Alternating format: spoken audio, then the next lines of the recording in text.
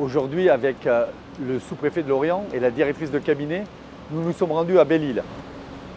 Pour moi, c'était une première visite, puisque depuis ma prise de fonction en août 2022, je n'avais pas eu l'occasion de me rendre sur l'île. Ça a été une journée très riche qui m'a permis de rencontrer à la fois la présidente de la communauté de communes et les maires des 4 communes.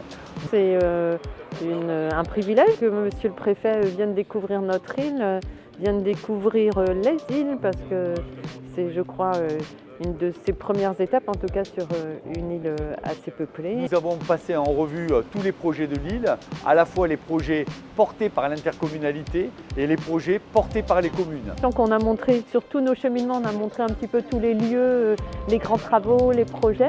Mais là, de manière emblématique, on est allé au Grand Phare, donc c'est quand même un site, un monument historique.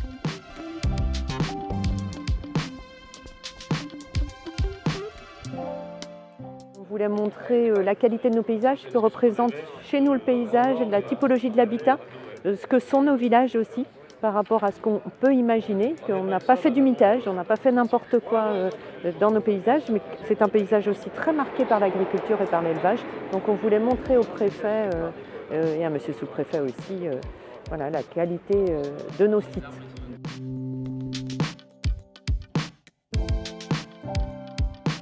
Et là, on est au centre de secours, on a vu aussi le centre hospitalier qu'on attend d'inaugurer. L'établissement en a pris possession en 2019, donc on attend impatiemment voilà, son inauguration. Donc on a insisté auprès du préfet sur notre volonté de maintenir une population à l'année, parce qu'au-delà de l'attrait touristique de notre île avec la qualité de ses paysages, on voulait insister sur nous, le risque que l'on a dans l'avenir de ne pas pouvoir maintenir notre population à l'année. Mon sentiment, c'est qu'il y a autour de tous ces projets une vraie vision politique et une vraie cohérence. Donc il reste évidemment la question de l'acceptation des éoliennes en mer. Ce sujet a pu être abordé. Évidemment, c'est un sujet source de passion, mais pour autant, nous avons pu en discuter relativement sereinement. Le sujet qui nous préoccupe en ce moment et qui nous inquiète, c'est l'implantation des éoliennes qui sont promises à moins de 20 km de nos côtes. Donc on voulait montrer l'impact que ça pouvait créer sur nos paysages qui sont préservés jusqu'alors. Et on a pu aborder tous nos sujets sans tabou et voilà, dans une parfaite entente.